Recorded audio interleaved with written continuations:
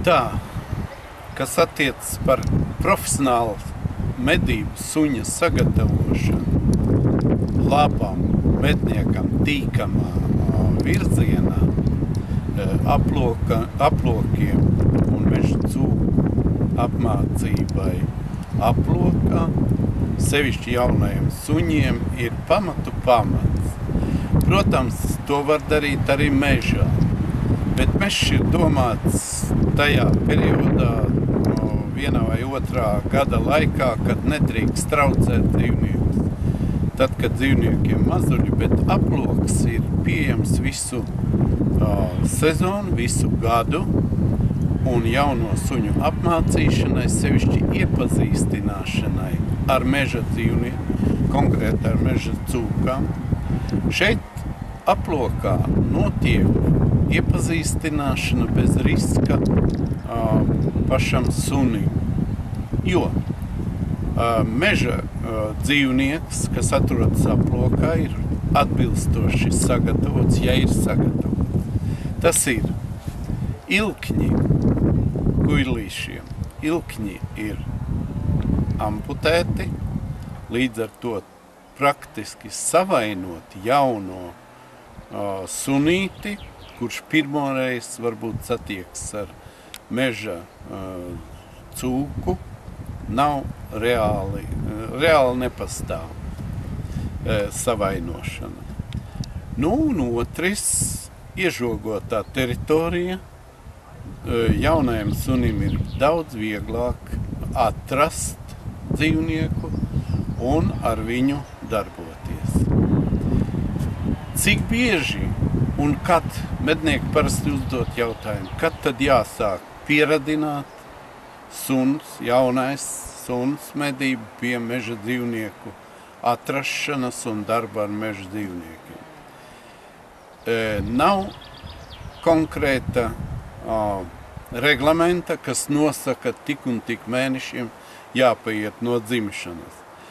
Bet iepazīstināšanu ar meža dzīvnieku smaku, ar meža dzīvnieku pēdām, ar pašu meža dzīvnieku ir jāsāk drīz pēc kucēna iegādes. Tad, kad kucēns ir iegādāts, pirmais 3-4 mēnešu vecumā, atbilstošā sfērā, kurai ir gaidām kucēna suņa darbs, iepazīstina ar šo dzīvnieku smaku. Piemēram, ir ļoti vienkārši nomedītās cūciņas, nogriezt asti, izžāvēt, un tur gadiem saglabāsies smarža meža cūkas, un ļaut 3, 4, 5 mēnešu vecumā sunītim šo asti paostīt, var ar viņu paspēlēties, var mācīt atrast dabā, atrast pamesto kaut kur nelielā attālumā. Tas būs pirmās iepazīšanās jau ar meža dzīvnieka smaku. Otrs, protams, jādod iespēju arī šo astīti panēsāt paplūkā. Tas radīs interesi par konkrētu dzīvnieka jau darbību ar šo dzīvnieku. Un, kad kucēns ir sasniedzis 7, 8, 9, sevišķi jau gada vecumā, jāsāk iepazīstināt jau ar dzīvnieku. Un lieti nodar šeit tieši šie volieri, meža cūku aploki, kur ir speciāli, kā jau teicu, sagatavot dzīvnieks, sagatavots meža kuilīts darbam, suņu apmācībā. Cik bieži, protams, pie šodienas darba steigām un nevaļas vispārējās, būtu labi, ja vismaz pāris reizes mēnesī tomēr jaunu suņu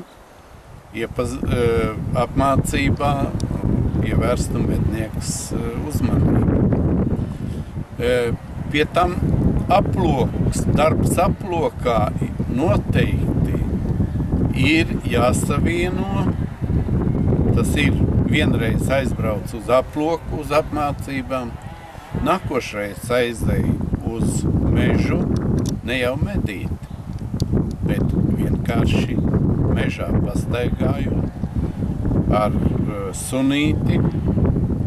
Un varbūt, kad arī atradīs sunīti svaigas pēdas, atradīs meža cūkas guļvietu vai barošanās vietu, ļoti jauki. Ja šeit tās jau iegūtās iemaņas aplokā tiks jau apstiprinātas, nostiprinātas mežā.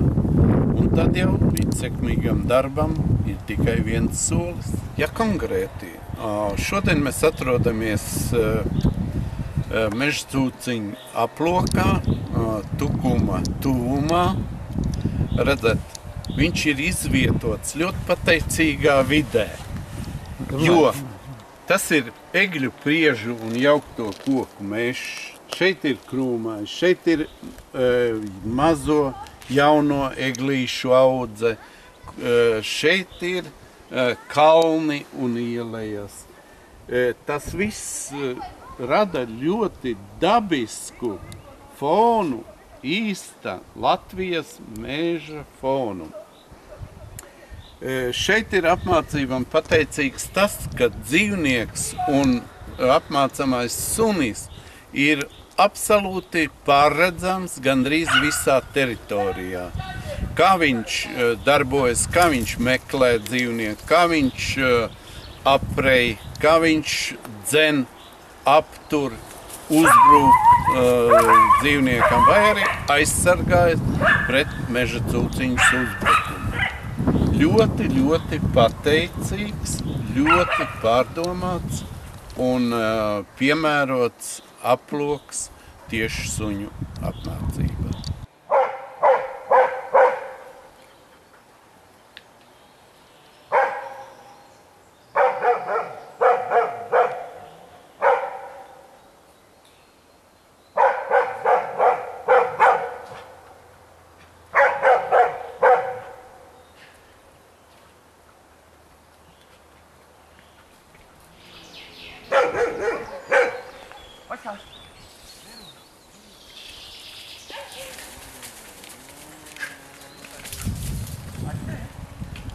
Mēs esam ķiršu meža cūku aploka apmācības, un dotā momentā ir ļoti bieži bijuši tādi jautājumi, kad uzdod mednieki 3-gadīgi, 4-gadīgi, 5-gadīgi suni, kas jau ir izaudzējuši, kā viņam kaut ko iemācīt.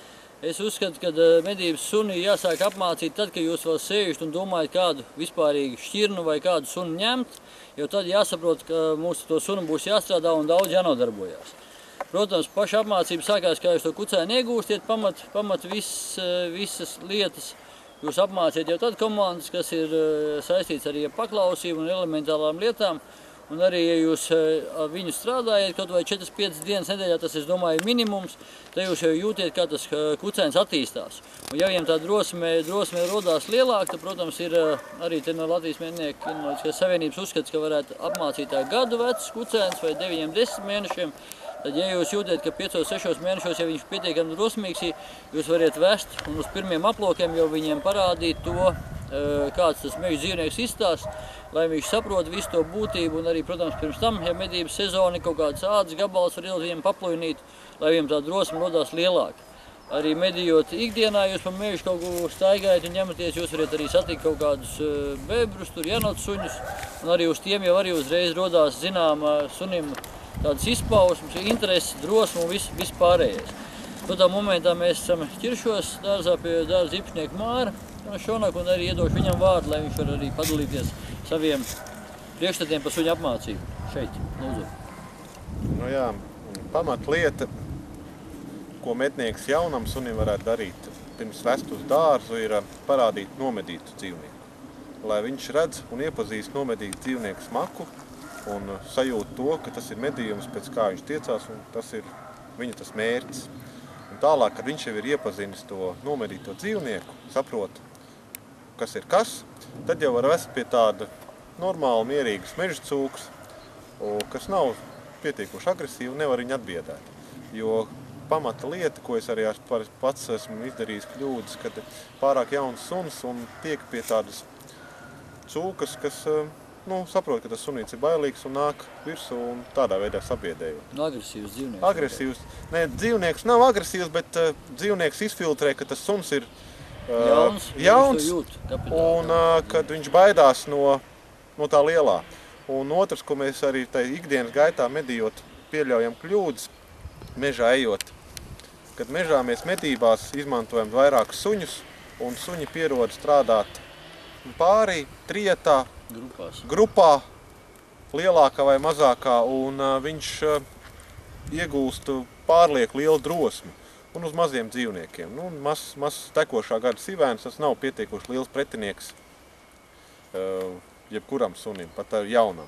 Bet tikko ir tāds lielāks, 2-gadīgs, 3-gadīgs cūka, tad jau suns redz, ka viņš ir lielāks par viņu, un viņš tur tā neko diži neies tur viņam virsū vai kaut ko tam līdzīgu. Un tā arī rodās tās visas pārējās problēmas medībās ar tiem suņiem, kad viņš izdomāja iet varbūt kaut kādā savu veidā pārdrošāks un trāpās kādā kontaktā, sapinās meistarībā un tur gūst traumas. Bet aploks ir viena no tām vietām, kur traumu viņš negūs, viņš dabūs kaut kādu dunku, sitienu ar kulaku. Tas viņam nekas kaitīgs nebūs, tikai morāls nostiprināšanā.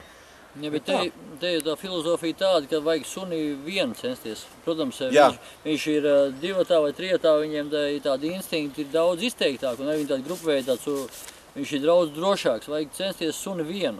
Vienu ar iepazīstināt, vienu ar aplokā, un tad, protams, ja medībās jau no tā neizbēgs, ka tur būs vairāk tie suņi un tā. Bet ja viņš strādās viens, arī viens viņš strādās. Tā sanāk arī bieži, kad ir suņi pa 2-3 strādā, palaiž vienu, tas sunīs nestrādā. Jā, un tas ir tā medība lieta, ko mēs medībās vairāk suņus, bet tas to rezultātu nedod. Ja mēs tālāk arī tajā pašā cilsdarbā vērtējam, tiek vērtēts tas viens individuālais diploms, nevis darba pāri diploms. Un tā ir iespēja, kur arī var redzēt, kas ko kā izskatās. Un pieiet klāt tam dzīvniekam, jo tu zini, ka tas dzīvnieks neizmuks projām. Te viņš plus mīnus 100-150 metros būs no tā mednieka suns ar visu dzīvnieku, un tu vari kontrolēt to viņa rīcību kaut kādā veidā. Ja, un arī saimniekam pašam ir interesanti redzēt to, kā suns uzvedās, kā viņš strādā. Tur arī uzreiz var sunīt paslavēt, protams, un arī to kontakts starp sunu un saimnieku veidojas daudz ciešāks. Ka šitādos varīros, ka ved taisni tos suņus un tā uzmanības saiti, vai kā to varētu teikt, vai ne, kad ļoti patīkam tā ir.